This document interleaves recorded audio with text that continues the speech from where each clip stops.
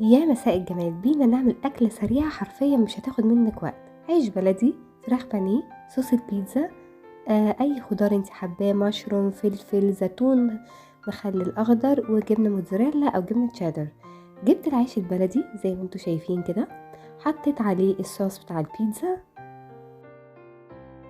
وهضيف جبنة موتزاريلا وشوية زيتون مخلل، وهضيف الفلفل الالوان، وتقدري تضيفي اي لون فلفل انت تفضليه.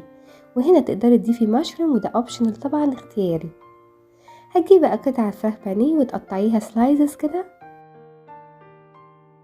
مرة تانية هنضيف الجبنة الموتزاريلا، ونزود بقى ايه على قد ما نقدر، كل واحد حسب اللي هو بيحبه. دخلها تحت الشواية لمدة 10 دقايق تسيح الجبنة، واستمتعوا بأحلى بيتزا براد أو عيش بالبيتزا، ورشة من الزعتر، وبون ابيتي. ولو عجبتكم الوصفة متنسوش اللايك والشير والسبسكرايب، وبون ابيتي.